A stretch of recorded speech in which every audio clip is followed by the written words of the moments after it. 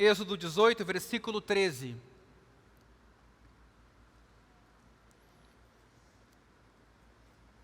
No dia seguinte, Moisés sentou-se para julgar o povo. E o povo estava em pé diante de Moisés, desde a manhã até o pôr do sol. Quando o sogro de Moisés viu tudo isso que ele fazia ao povo, perguntou: que é isto que você está fazendo ao povo? Por que você fica sentado sozinho e todo o povo está em pé diante de você, desde a manhã até o pôr do sol? Moisés respondeu a seu sogro: é porque o povo vem a mim para consultar a Deus. Quando eles têm alguma questão, vêm a mim para que eu julgue entre um e outro. E eu lhes dou a conhecer os estatutos de Deus e as suas leis. O sogro de Moisés, porém, lhe disse: não é bom o que você está fazendo. Com certeza todos ficarão cansados, tanto você como este povo que está com você. Isto é pesado demais para você. Você não poderá fazer isso sozinho. Escute agora o que vou dizer, eu o aconselharei. E que Deus esteja com você.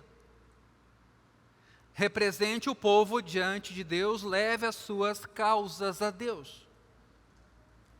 Ensine-lhes os estatutos e as leis e faça com que conheçam o caminho em que devem andar e a obra que devem fazer. Procure entre o povo homens capazes, tementes a Deus, homens que amam a verdade e odeiam a corrupção. Coloque-os como chefes do povo, chefes de 1000, chefes de 100, chefes de 50 e chefes de 10, para que julguem este povo em todo tempo. Toda causa grave trarão a você, mas toda causa pequena eles mesmos julgarão. Assim será mais fácil para você e eles o ajudarão a levar essa carga. Se você fizer isto e se essa for a ordem de Deus, então você poderá suportar e também todo este povo voltará em paz ao seu lugar. Moisés atendeu às palavras de seu sogro e fez tudo o que este lhe tinha dito. Escolheu homens capazes de todo o Israel e os constituiu por chefes sobre o povo. Chefes de 1000, chefes de 100, chefes de 50 e chefes de 10. Estes julgaram o povo em todo o tempo. A causa grave trouxeram a Moisés e toda causa simples eles mesmos julgaram.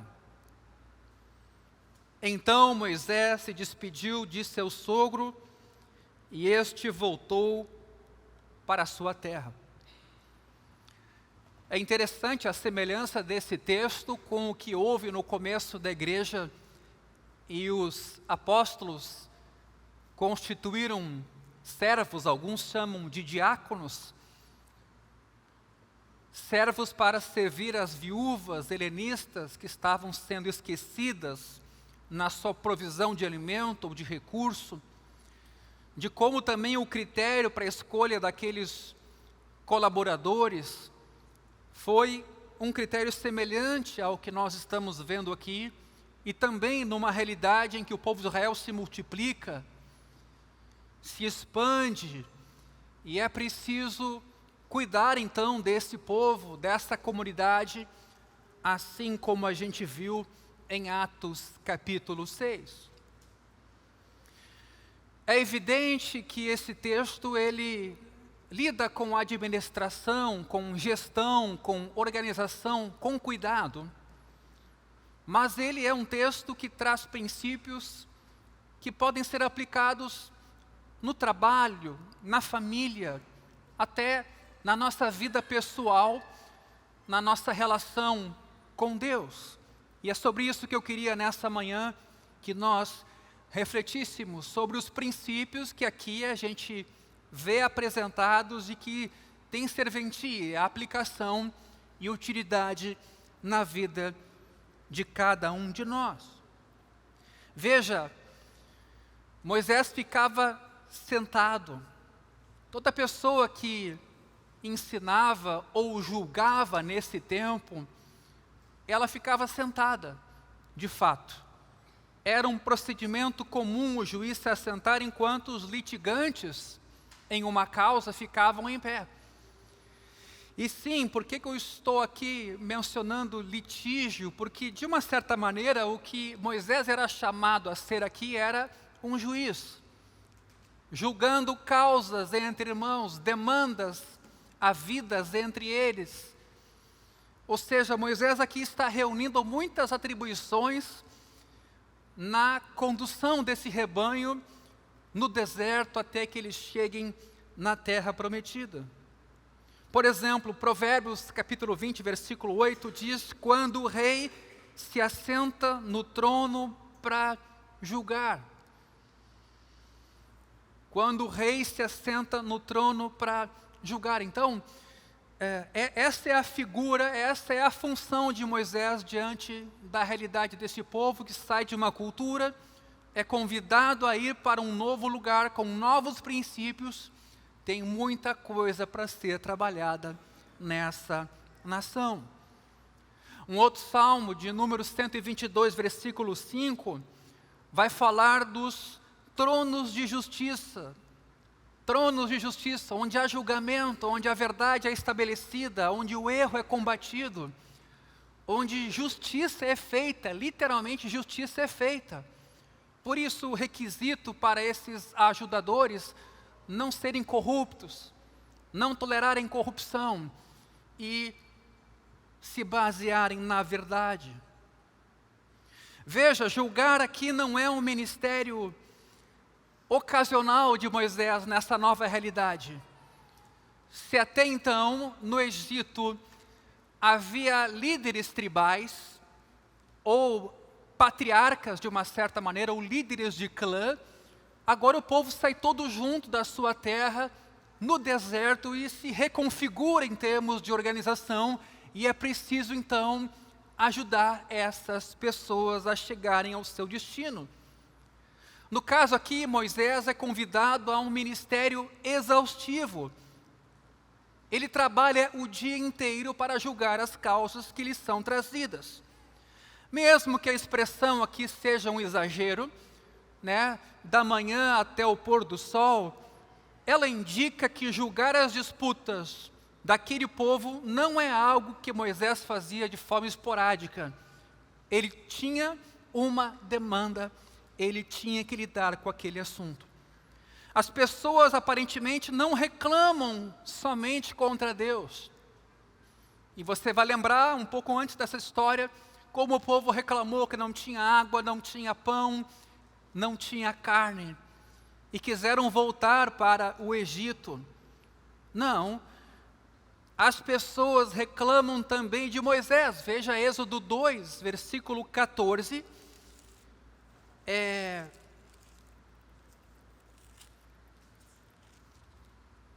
Êxodo 2, 14. O homem respondeu: quem pôs você por o príncipe e juiz sobre nós? Lembra lá no Egito, quando Moisés foi apartar uma briga entre dois hebreus? E aí no outro dia, diante desse desafio, então, ele é inquirido dessa forma: está querendo me matar como matou aquele egípcio?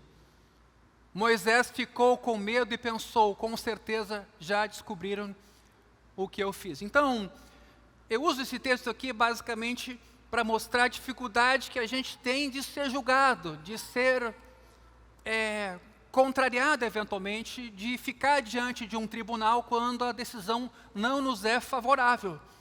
E Moisés então passou por esse tipo de desafio, assim como as reclamações se dirigiam também a Deus. Mas as pessoas também tinham demandas umas contra as outras. Com que tipo de disputa Moisés certamente teve que lidar, gente? Talvez algo como: você comeu parte do maná da minha família. Você roubou o meu gado. Você colocou uma carga pesada na minha carroça e as rodas quebraram. Seu filho se aproveitou da minha filha. Você pegou mais água da rocha do que deveria, por isso eu peguei menos, e assim por diante. Era com isso que Moisés estava lidando. E você lembra o número de pessoas que saiu de Israel? 600 mil homens, sem mulheres e crianças contados nesse número. Eu fico imaginando essa cena, Moisés ali diante de, sim, milhões de pessoas. Aquelas pelo menos que lhe traziam essas demandas. No relacionamento com os genros, e aqui tem uma relação com o genro, Jetro então acaba dando esse conselho para Moisés. Labão, que foi genro de Jacó, foi tido como um explorador. E nas nossas leituras a gente viu isso. Tem um outro sogro também complicado, que é Saul, que é violento. Mas Jetro aqui tem uma atitude de sogro diferenciada. Ele é um salvador porque se preocupou com a saúde de Moisés e de fato deu um conselho a Moisés que ajudou não só Moisés, mas especialmente a comunidade. Um tipo de fadiga toma Moisés. No capítulo anterior, veja Êxodo 17, versículos 12 e 13, você vai lembrar quando os amalequitas se aproximaram de Israel e lutaram contra Israel. Você vai lembrar da atitude dos colaboradores de Moisés, no versículo 12, quando as mãos de Moisés ficaram pesadas, porque enquanto Moisés tinha as mãos levantadas, Israel prevalecia na batalha. Quando ele baixava as mãos, Israel perdia para os amalequitas. Então Moisés tinha que manter as mãos erguidas. Mas o que fizeram diante do cansaço? Pegaram uma pedra e a puseram por baixo dele para que Moisés se sentasse. Arão e Hur sustentavam as mãos de Moisés, um de um lado e o outro do outro, assim as mãos dele ficaram firmes. Que imagem bonita sobre colaboração, parceria, cooperação, comunidade, coletividade. Que imagem bonita essa que aqui se apresenta. Assim as mãos dele ficaram firmes até o pôr do sol, e Josué destruiu os amalequitas a fio de espada. O ser humano não foi criado para viver sozinho. A gente aprende isso desde o Gênesis. Então, por isso que essa história nos traz princípios que servem para a família, para um condomínio, para o trabalho, para a comunidade e até para uma ideia de nação. Quando, por exemplo, nós depositamos toda a nossa esperança sobre o que o Estado pode fazer pelo Brasil e nós nos desincumbimos naquele trabalho de formiguinha de cada um de nós fazer a nossa parte por um Brasil melhor. E é isso que aqui também está apresentado. Outro tipo de fadiga agora toma conta de Moisés no capítulo 18, capítulo seguinte, quando então Jetro, seu sogro, imediatamente aconselha a Moisés. Se Labão é um dos personagens em Gênesis que contrastam com Jetro, Melquisedeque é um personagem em Gênesis com quem Jetro se assemelha. Ambos são apresentados como sacerdotes estrangeiros, mas cuja teologia e o que falam de Deus é ortodoxo. E aqui eu queria que você prestasse atenção, quando Deus se revela na criação, Deus se revela na ciência, Deus se revela para além dos muros de uma igreja, desde que a gente tenha filtros para conferir isso com a Escritura, Deus, Ele está bem além daquilo que a gente considera espaço religioso. A terra é sua. Lembra lá do que nós lemos nessas leituras? Toda a terra é minha, vocês são minha propriedade particular, peculiar, Deus disse para Israel, mas Ele disse, toda a terra é minha. Então, nesse sentido, a terra, o universo é um grande templo cósmico de Deus, criado por Ele para a sua glória. Mal utilizado, sim, mas Ele continua apresentando os sinais dos atributos de Deus. Inteligência, bondade, beleza, e por aí vai. Jetro aqui é um sacerdote midianita, estrangeiro. Aliás, Moisés casou com uma de suas filhas quando fugido do Egito foi para o deserto. Veja o versículo 15 e 16 desse texto. O povo, então, repetidamente vem a Moisés por duas razões opostas. Algumas vezes resmungam e reclamam dele, mas outras vezes, como aqui o versículo 15 nos apresenta, eles o buscam para que Moisés busque a Deus. Ora, nós vamos ler no livro de Êxodo que de fato Moisés era um mediador. Foi chamado a esse sacerdócio para que o povo não fosse consumido com o seu pecado. Moisés acaba sendo um tipo de Cristo, uma metáfora, uma ideia inicial que nos remeterá no Novo Testamento a Jesus Cristo pela mediação que Ele faz. Ele sobe ao Monte Sinai, Ele fala com Deus, Ele entra na nuvem com Deus e o povo tem que ficar distanciado. O Sinai tinha que estar demarcado, o povo não podia ultrapassar os seus limites para que não morresse. Deus advertiu isso várias vezes, porque Deus é santo e o povo era um povo pecador. Mas Moisés fazia essa função de intermediação sacerdotal, era a sua função na relação entre Deus e o povo. Então o povo ia a Moisés para que Deus pudesse responder por meio de Moisés as demandas. Mas imagine, esse povo era o mesmo povo que reclamava de Moisés. Imagine que um dia alguém confronte você dizendo, eu não gosto de você, você não é uma pessoa boa, você quer me matar aqui no deserto, e no dia seguinte essa mesma pessoa vá a você e peça oração, peça que você consulte a Deus pela vida dela. Era com isso que Moisés estava lidando.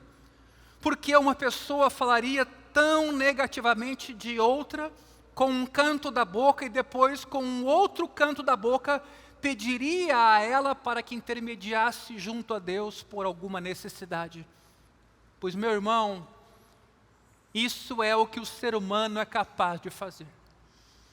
O ser humano é capaz de ter atos generosos, bondosos, incríveis, por ter a imagem e semelhança do Criador, mas por causa do pecado, ele vive essa luta constante de ter a capacidade de fazer as coisas mais impensáveis, mais perversas, mais horrendas do mundo. É com isso que a gente convive. Quando Caim mata Abel, Deus bota um sinal em Caim para que ninguém roubasse a vida de Caim. Embora o que Caim fez foi deplorável, Caim carregava a imagem e semelhança do Criador. Isso deveria ser para nós uma advertência quando a gente se sente justificado em dizer o mal ou fazer o mal a quem quer que seja. Mesmo o mundo, no caos em que se encontra hoje, a vida, a família, na crise em que se encontra hoje, é possível ver bondade, é possível ver esperança, é possível ver princípios, verdade, honestidade, num mundo complicado como o nosso. Nem tudo está perdido, neste sentido. O Antigo Testamento vai nos revelar duas maneiras em que alguém pode consultar a Deus. Ou você faz isso por meio de um profeta, como em Êxodo 18, Mas um outro caminho é o sacerdócio.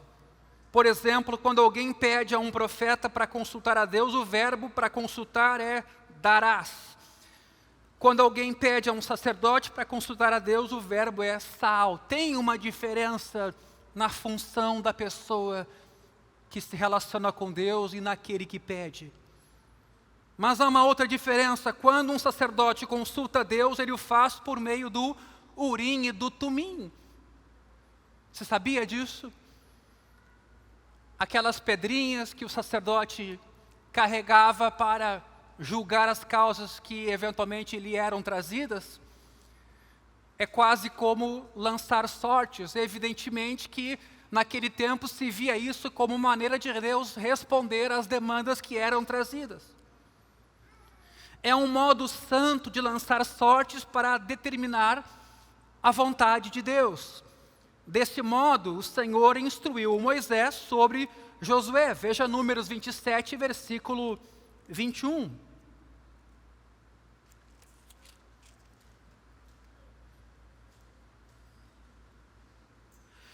Josué deverá se apresentar diante de Eleazar, o sacerdote, o qual por ele consultará o Senhor de acordo com o juízo do Urim.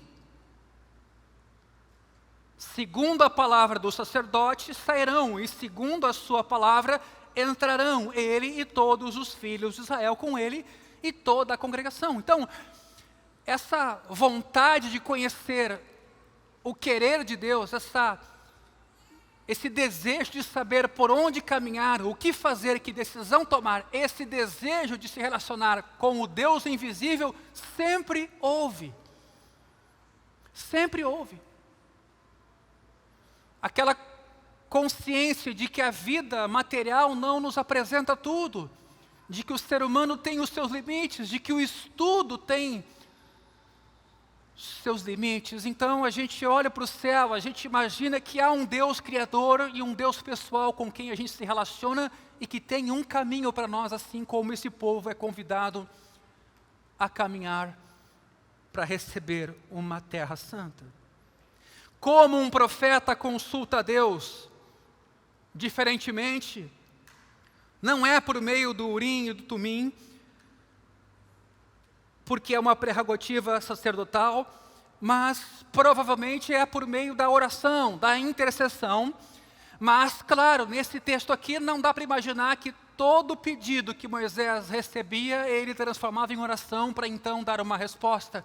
Mas sim, o profeta tinha mais essa maneira de desenvolver o seu ministério, orando a Deus e buscando resposta para as demandas pessoais ou do povo. Há uma diferença entre o povo procurando Moisés aqui no capítulo 18 para consultar o Senhor e todas as passagens posteriores em que há consultas proféticas.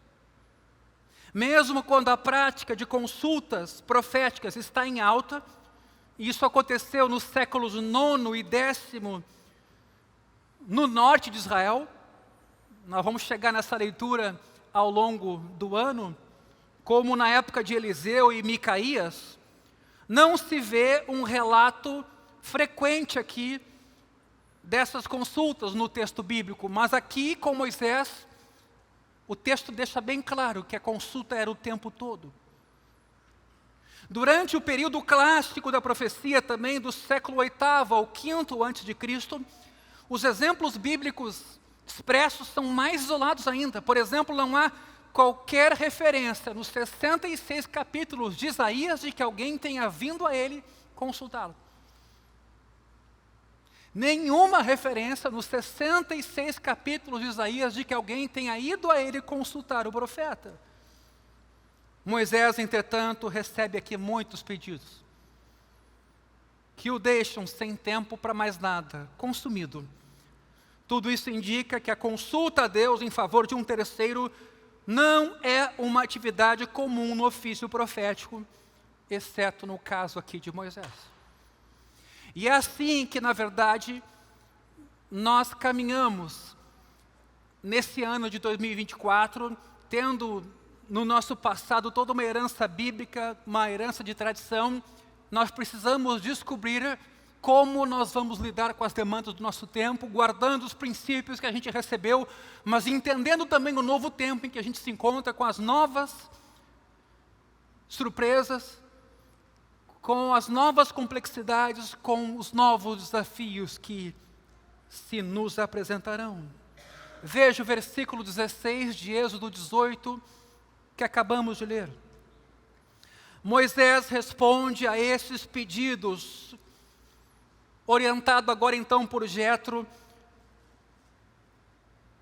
tornando conhecido o estatuto de Deus, a sua lei, que é então o que Jetro vai agora aconselhar que Moisés faça para com o povo, ao invés de cotejar a lei pessoa por pessoa, que Moisés ensine a lei ao povo, ou que através de colaboradores o povo seja ensinado sobre a lei, que de fato era uma novidade agora para Israel, acostumado em 430 anos numa cultura egípcia. É um trabalho todo que terá que ser feito. Muita semeadura, muita energia investida. Veja, aqui em Êxodo 18, eles não estão no Sinai ainda, onde Deus vai revelar a sua lei ao povo. Será que houve alguma revelação antes do Sinai, que antecipa o próprio Sinai? Porque é no Sinai que Deus dá a sua lei? Aparentemente sim. E se nós acompanhamos a leitura de Êxodo, nós encontramos isso no capítulo 15, versículo 25. Num versículo apenas nos é dada essa dica. Então Moisés clamou ao Senhor e o Senhor lhe mostrou um pedaço de madeira. Lembra quando ele jogou essa madeira para a água ficar doce? Moisés joga a madeira nas águas, as águas se tornam doces. Ali o Senhor lhe deu estatutos e uma ordenança e ali os provou. Então, de uma certa maneira, era um povo pagão, com muitas gerações formadas numa mesma cultura, mas que agora é desafiado a um caminho contracultural, a constituir uma nova comunidade, a viver por um outro Deus, por outros princípios e por outros estatutos. Queridos, o povo sabe o que é errado mesmo antes do Sinai. Caim sabe que matar é errado antes do 6º mandamento. Até mesmo o faraó sabe que é errado dormir com a mulher de um outro homem, vocês vão lembrar disso no caso de Abraão. E ele nunca ouviu o 7º mandamento, que diz: não adulterarás. Ou seja, existe em Israel e em outros povos uma espécie de lei natural, uma lei que por meio da razão diz aos israelitas e a outros quais são as normas básicas de vida para o ser humano. Romanos capítulo 2 nos orienta também nessa direção, de que o ser humano age por natureza de acordo com a lei de Deus, sobre a qual ele nem reflete, mas é como se nós tivéssemos um chip criacional, onde a gente revela Deus, tem noções de bondade, fidelidade, de justiça, embora ofuscadas pela pecaminosidade, nem tudo de nós foi roubado. O Novo Testamento mesmo vai dizer para nós, pecadores, que permanece parcialmente a imagem e semelhança do Criador. Aí a gente tem que ter muito cuidado enquanto cristãos para não demonizar tudo. O fato de que o mundo é mau, de que jaz no maligno, não é motivo para fazermos outras inferências, como se nada do mundo pudéssemos aproveitar, como se nada do mundo pudéssemos fazer uso, inclusive sendo grato de que isso vem de Deus, e é nesse sentido que 1 Timóteo vai nos orientar, isso é santificado. O que você faz quando agradece os alimentos, quando em família vai almoçar, jantar ou sozinho mesmo, você, na verdade, não está fazendo uma oração mágica para o alimento não te fazer mal. Você está orando, reconhecendo que aquilo é provisão de Deus. Você não é aquele que pede o pão nosso de cada dia nos dá hoje. Este é o sentido. Tudo que vem de Deus é bom. É aceitável ser recebido com ações de graça. Essa é a questão. Entender que o mundo não é do diabo. O mundo é de Deus. Claro que o mundo, enquanto sistema, se organizou para ir contra Deus e a sua criação. Mas essas coisas precisam ser separadas.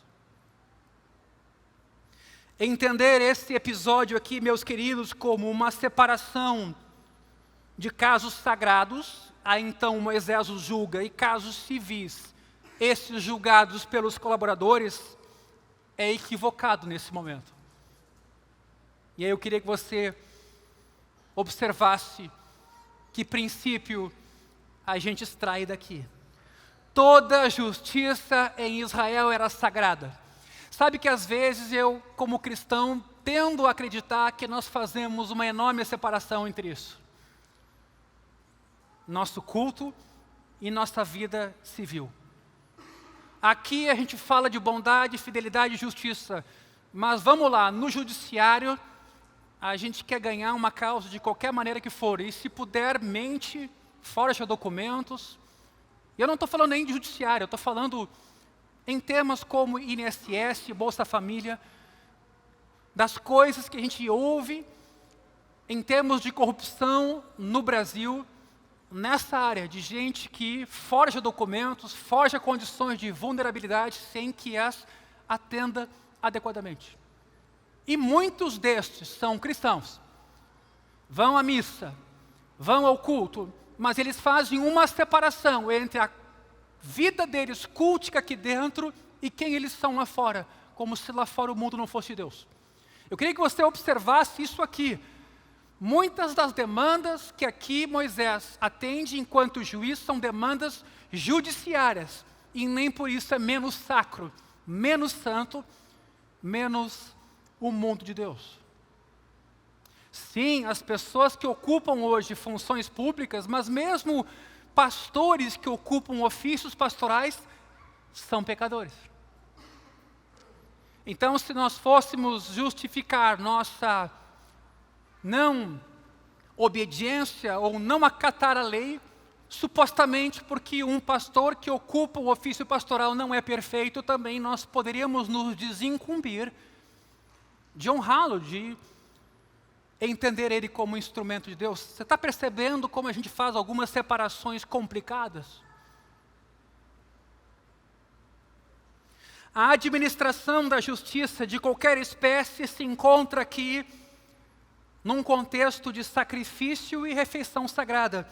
Antes do versículo 13, que eu acabei de ler, o primeiro, vem o versículo 12, quando Jetro oferece holocausto e sacrifícios a Deus, e Arão e os anciãos vieram para comer com o sogro de Moisés, olha agora, na presença de Deus.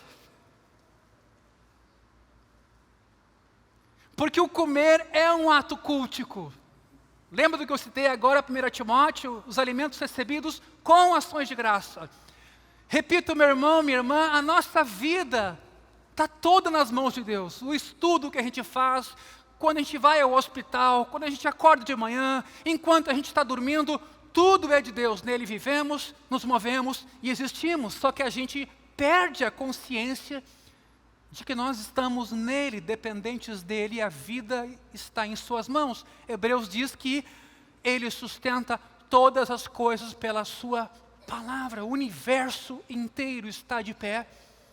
E embora falemos muito de Cristo enquanto Redentor da vida humana, não esqueça o que o Evangelho de João nos apresenta. Tudo foi criado por meio dele e para ele, e sem ele nada do que foi feito se fez. Eu quero repetir isso aqui. Jetro é um sacerdote pagão. Aqui ele faz sacrifícios a Deus, mas ele é um sacerdote midianita.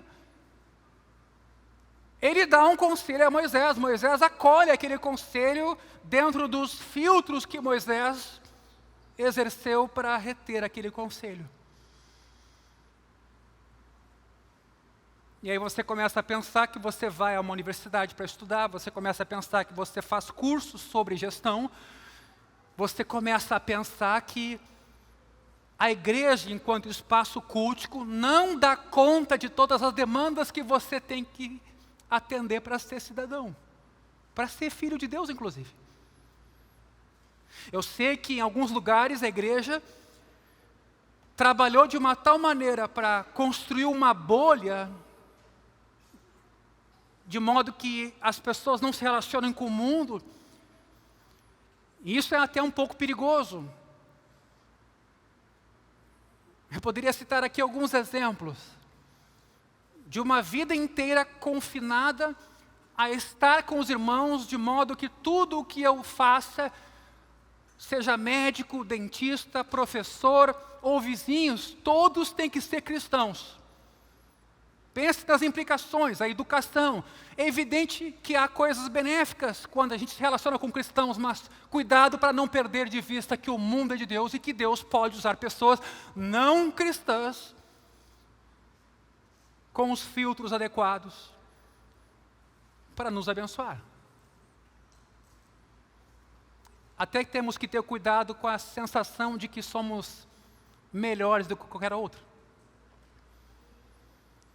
E aqui a gente tem um exemplo disso.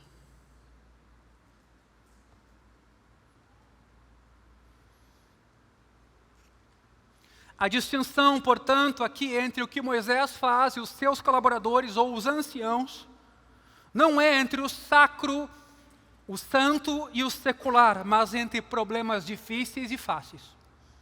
Esta é a distinção. Os primeiros, os fáceis, já estão atendidos pela tradição ou revelações que Deus já deu. E os anciãos ou colaboradores podiam dividir isso com o povo. Mas os temas complexos exigiam uma nova revelação de Deus, exigiam que Moisés buscasse a Deus sobre novas demandas e questões que estavam surgindo. Veja o versículo 17 desse texto. Jetro não apenas discerne o problema. Muitos de nós somos bons, né? Em ver um problema. Está faltando isso, está faltando aquilo, não está funcionando, sabe? Não deu. Bom, muitos de nós, para não dizer, o ser humano médio consegue ver que uma coisa não está andando, alguns não conseguem. Mas o ser humano médio consegue ver, não está funcionando, vamos parar, vamos rever. Mas aqui, Jetro faz mais do que isso. Não só diagnóstico, Jetro dá conselho. Propõe uma solução. Sua sugestão é que Moisés selecione homens competentes e virtuosos e os designe como oficiais sobre grupos de 1.000, 100, 50 e 10 para lidar com casos menores. De uma certa maneira, meus irmãos, o que a gente fez com os grupos nas casas ou quer fazer tem a ver com isso. Mas não só os grupos nas casas. Isso tem a ver com a participação de irmãos mais maduros na vida da comunidade, exercendo cuidado com os irmãos mais imaturos ou mais novos. Esse processo educativo de cuidado, de edificação, é muito importante que se dê numa comunidade, para ninguém ficar esperando, ignorante da vontade de Deus e sofrendo, chegando à exaustão, como acontecia aqui com o povo, esperando que Moisés, e somente Moisés, que jamais daria conta de tudo aquilo, fosse quem oferecesse a resposta. E talvez aqui uma pergunta que se possa fazer é essa: será que nós nos temos tornado o próximo do nosso irmão ou da nossa irmã com dúvidas, com questionamentos, que agora começa na caminhada da fé? Será que nós temos sido sensíveis àquelas pessoas que a gente percebe que precisam de orientação? Então, qual foi o critério para a escolha desses colaboradores? homens competentes e virtuosos, e que foram designados então para chefiar grupos. Veja o versículo 21, homens capazes, tementes a Deus, homens que amam a verdade e odeiam a corrupção. É impossível que esse critério não tenha aproveitamento para nós enquanto igreja cristã hoje, é impossível. Aliás, talvez ele explicite um pouco mais princípios do próprio Novo Testamento. Às vezes até a gente tem pessoas que têm conhecimento bíblico grande, pessoas que estudaram a Bíblia bastante, pessoas que têm anos e anos de caminhada, mas veja bem, o critério não é este aqui.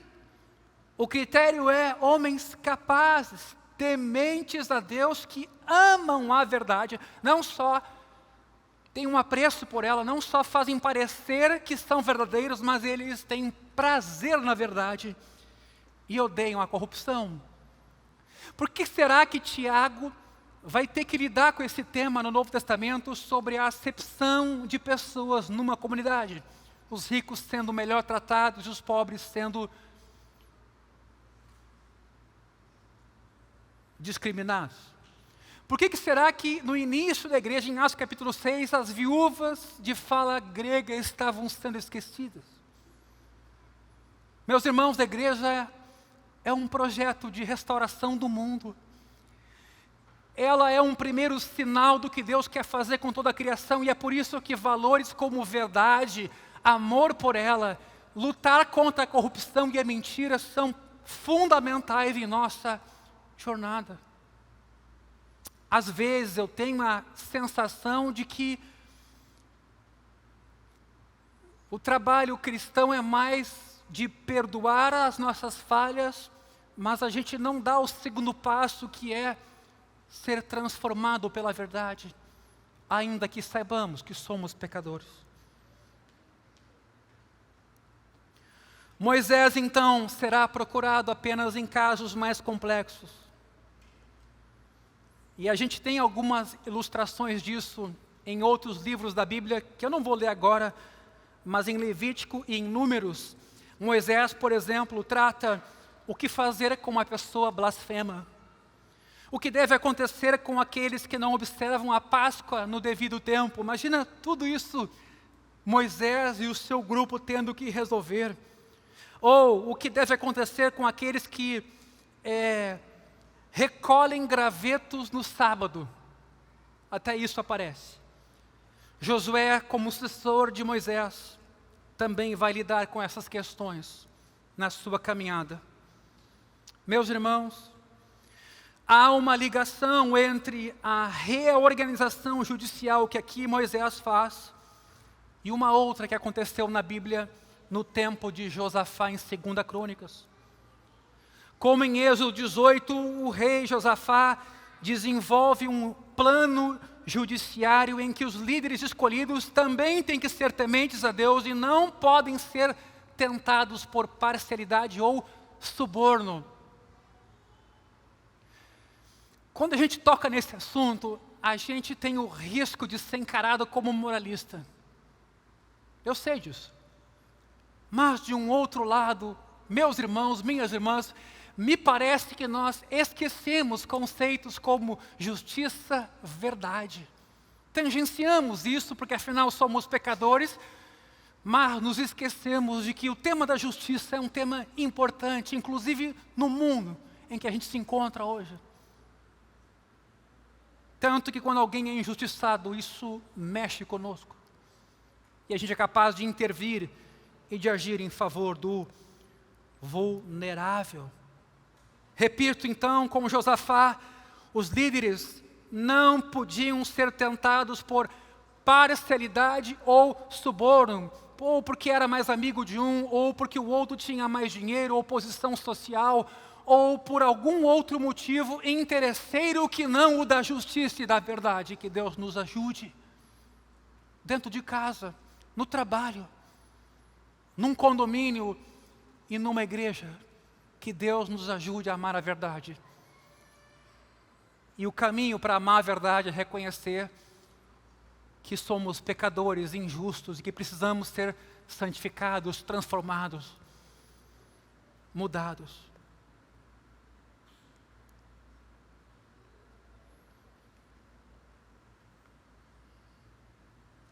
Veja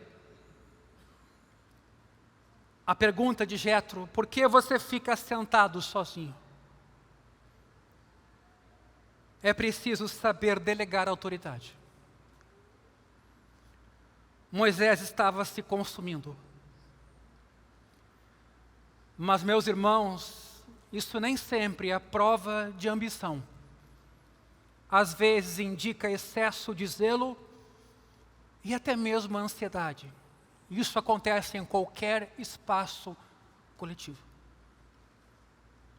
Além do mais, Moisés estava deixando o povo cansar. No versículo 18, isso fica evidente, não era só ele que se consumia, mas o povo não era atendido como precisava. A demora na administração da justiça foi uma das causas acessórias na revolta de Absalão, alguns séculos mais tarde, em 2 Samuel 15. Absalão chegou na entrada da cidade e viu que as demandas não eram julgadas. Ele começou a se revoltar com aquela omissão judiciária. Moisés segue e adota então o conselho de Moisés. Demonstra assim uma das qualidades que em Provérbios nós lemos nessa semana, é louvada por pertencer ao homem sábio. Provérbios 12, versículo 15, diz lá: o sábio ouve os conselhos. Aliás, desculpe, o sábio ouve os conselhos. Provérbios 9, 9, dê instrução ao sábio e ele se tornará mais sábio ainda. A pessoa que acha que já chegou no limite da sabedoria, primeiro, não é sábia, e segundo, não vai dar o passo seguinte. O sábio é aquele que reconhece que há muitas etapas por alcançar. A gente parece que tem a ideia de que sábio é o cara que sabe tudo. Não, ao contrário, talvez é o que sabe que não sabe e é humilde para ser ensinado. Pelo menos essa é a compreensão no livro de Provérbios. Provérbios 19, 20, ouça os conselhos e receba a instrução para que você seja sábio a partir de agora.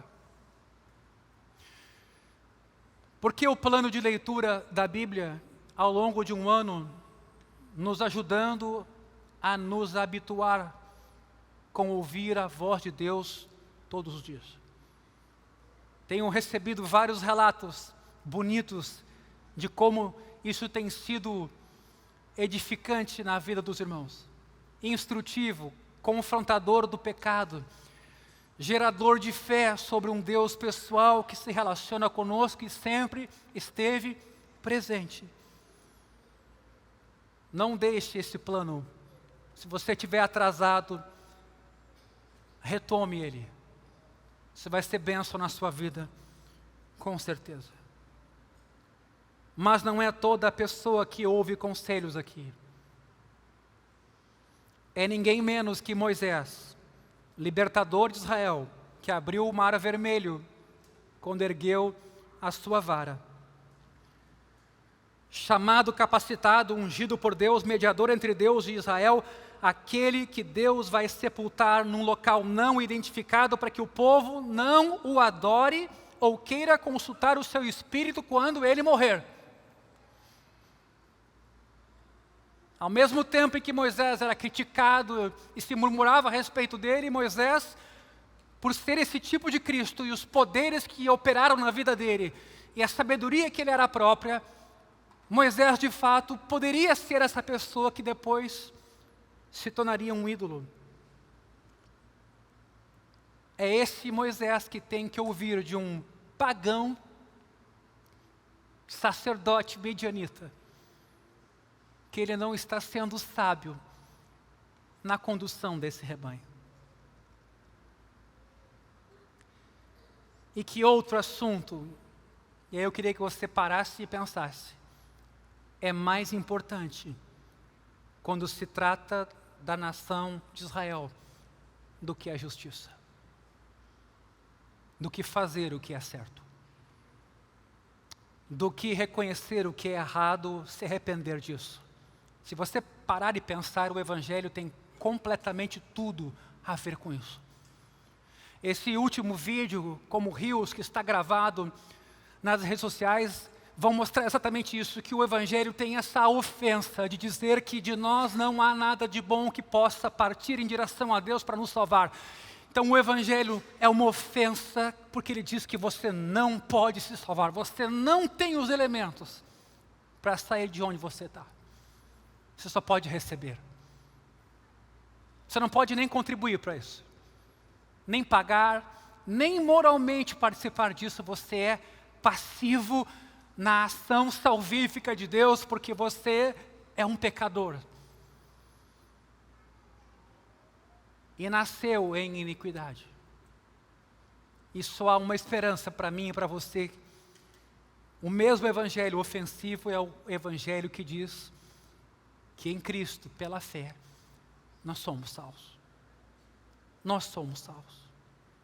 Será que Deus pode usar um incrédulo, um ímpio, para corrigir um ponto cego na vida de um crente? Deve o povo de Deus se abrir para ouvir uma nova verdade que vem de uma fonte inesperada? Não é Jesus que diz que em algumas ocasiões o povo do mundo é mais sábio do que o povo da luz? Lucas 16. Se Deus suscita louvor dos lábios de crianças, Mateus 21, por que não poderia suscitar conselhos dos lábios de um pastor de ovelhas midianita?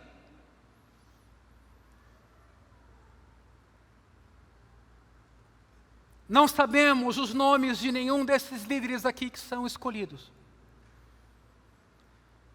Mas talvez se tivéssemos o privilégio de fazer uma escolha, bem que nós podíamos escolher para colaborar nessa obra aquelas parteiras lá de Êxodo capítulo 1. Mulheres corajosas, piedosas, ordenadas por Faraó para matarem todo filho menino que nascesse de uma hebreia.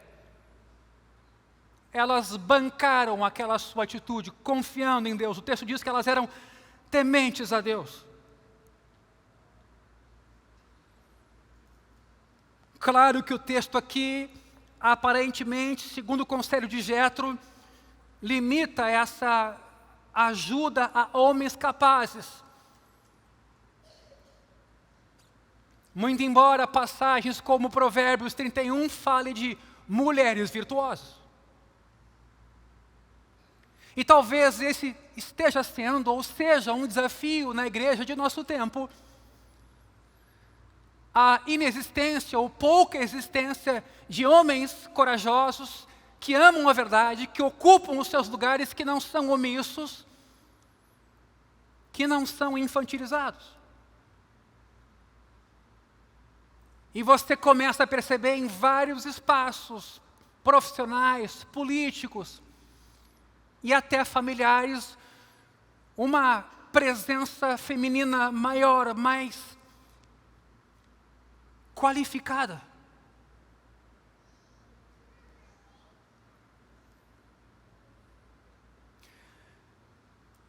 Ouvi da boca de um pastor de uma igreja neopentecostal, eu não sei se dá para chamar de igreja essa que ele chefia, e chefia não é força de expressão. Ele diz sobre as suas filhas casadas com pastores: minhas filhas, eu orientei elas a não estudarem além do ensino médio, porque elas não podem ter mais conhecimento que os seus maridos. Claro que é um caso exagerado, um absurdo isso, espero que você ache. Mas é dessa forma que hoje a gente está convivendo, se preparando e ocupando os lugares que Deus deu para homem e mulher em nosso tempo. preocupa uma infantilização, uma omissão dos homens quanto ao seu papel. Ninguém pode questionar a competência dessas parteiras. Êxodo 1:21 diz que elas temiam a Deus. Souberam agir na crise. Se é um homem, às vezes, se desespera. Dá um acidente com o filho, ele manda a mulher ir para o hospital. Ih, falei demais. Sabe aquela situação, tem um assunto para resolver, a gente nega. Ah, é muito para mim, eu estou com uma dor, eu tenho um problema.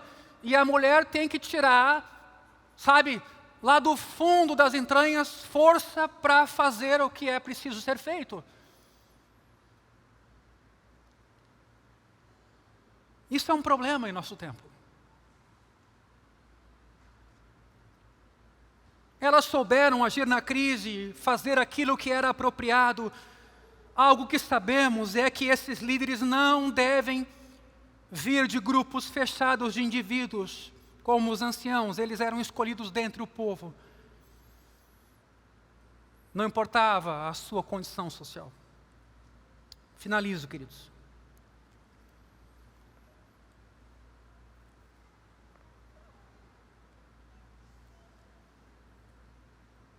Moisés vai contar essa história aqui, futuramente, em Deuteronômio capítulo 1. Isso é uma coisa que você vai descobrir depois, que se algumas coisas aqui em Êxodo, Moisés está registrando em tempo real, em Deuteronômio ele vai contar um pouco à frente do tempo, lembrando-se de outros detalhes que eventualmente não estão em Êxodo. Por exemplo, Moisés não menciona Jetro em Deuteronômio 1, ou que essa designação de líderes foi ideia de Jetro. Em vez disso, isso foi feito por iniciativa de Moisés, aparentemente, essa distribuição de colaboradores. Segundo, em Êxodo, Moisés seleciona candidatos, enquanto em Deuteronômio o povo escolhe os candidatos. Terceiro, as qualificações são diferentes, já que homens capazes, tementes a Deus e homens que amam a verdade e odeiam a corrupção, em Deuteronômio aparece como homens sábios, inteligentes e experimentados. Uma semelhança aqui com o diaconato, né? Em Timóteo, antes de separar um diácono, experimenta.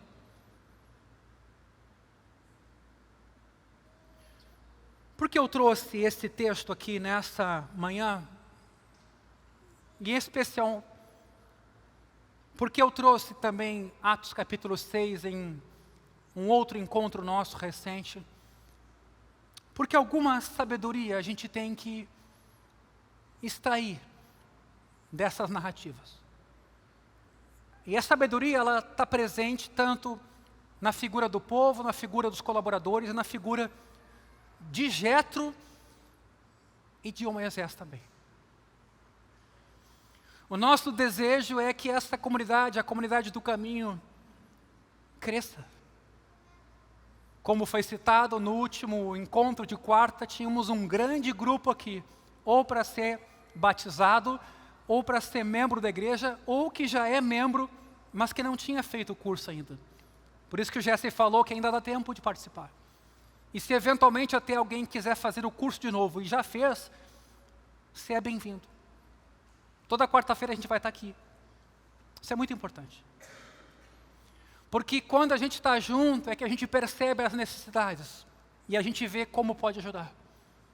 A gente não percebe isso em casa. A gente percebe quando vê lá um Moisés, por exemplo, sentado numa pedra e uma fila na frente dele. Pô, temos que ajudar Moisés, alguma coisa tem que ser feita em relação a esse homem. Mas quando a gente está na nossa casa, a gente nem sabe, nem percebe o que é necessário.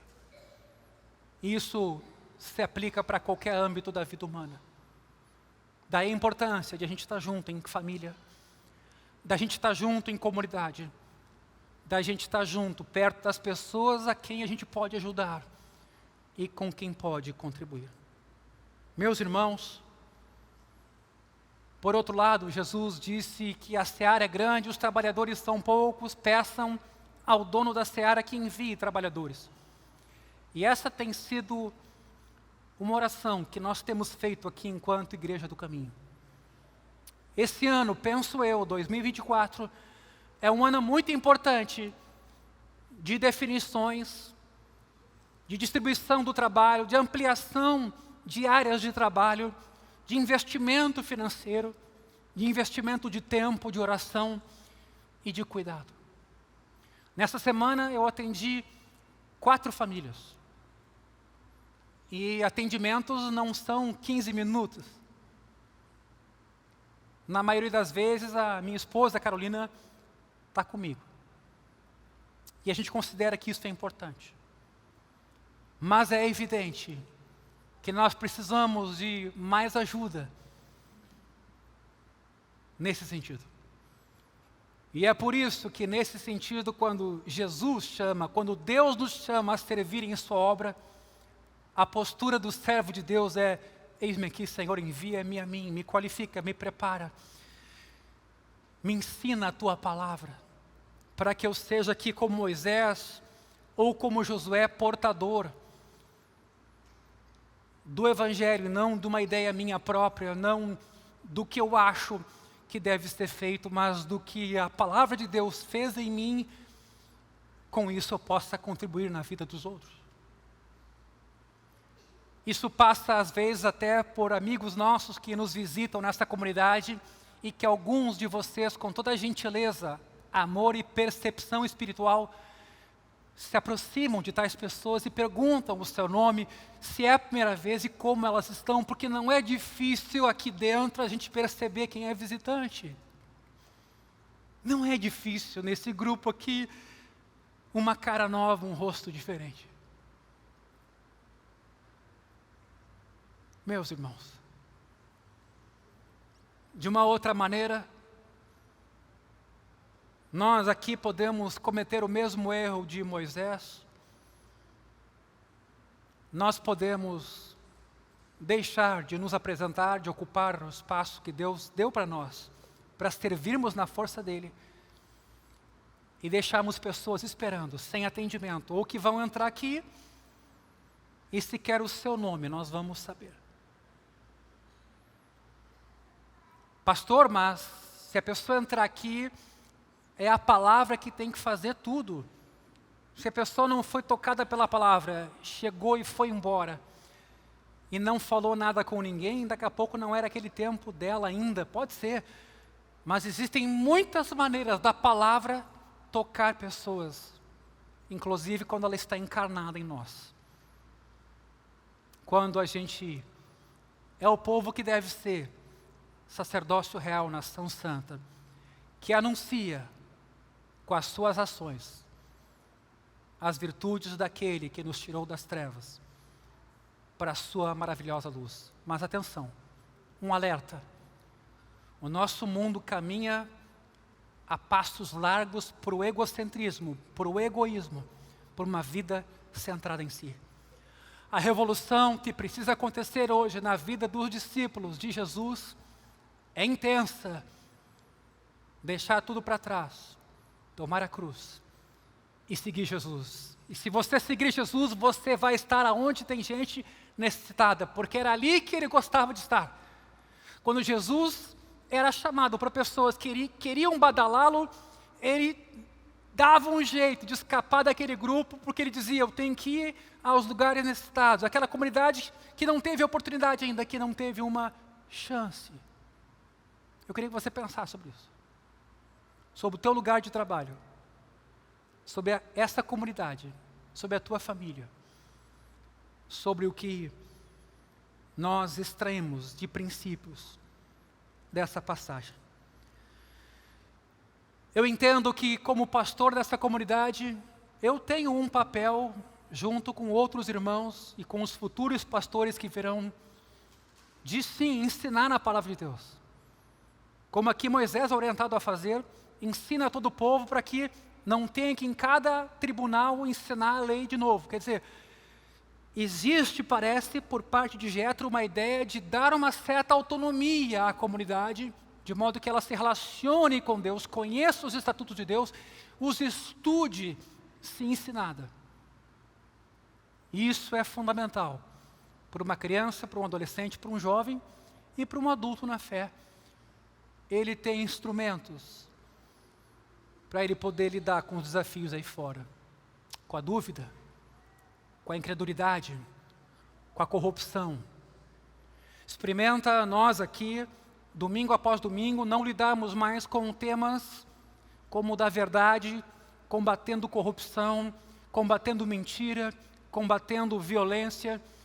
Se você não trabalha isso pela palavra de Deus, é natural que a gente assuma a injustiça como normal, seja violento, e aí vai. A palavra de Deus nos transforma, e é preciso que ela seja pregada. Era a nossa única esperança. E é por isso que quando estamos na ceia hoje aqui pela manhã, nós somos lembrados, queridos e amados irmãos, de que somos dependentes de Jesus, que precisamos da sua palavra, que precisamos da sua mão sobre nós. Baixa a tua cabeça. Senhor, nessa manhã, bendito seja o teu nome. Não há nome como o do Senhor, nome pelo qual importa que sejamos salvos. Nome sublime. Nome da pessoa. A pessoa do Filho de Deus que tomou forma humana. Viveu entre nós cheio de graça e de verdade, e morreu numa cruz, se entregando por cada um de nós para nos salvar. Nessa manhã, Jesus, Filho de Deus, bendito seja o teu nome. Obrigado porque não somos merecedores, dignos de estar com o Senhor numa mesa. Mas esse é o nosso ticket de entrada, a nossa consciência de que somos carentes da tua justiça, carentes do teu perdão, carentes da tua misericórdia. Olha para nós, Senhor, nessa manhã, para o nosso papel dentro da nossa família, para o nosso papel dentro da nossa empresa, para o nosso papel dentro da nossa comunidade. O que o Senhor me chamou para ser? O que a palavra do Senhor me habilita a crer e ser? Ajuda nesta manhã o meu irmão, a minha irmã, diante dos desafios que se apresentam para nós. Ajuda o meu irmão e a minha irmã a confiar na tua graça, hoje e sempre.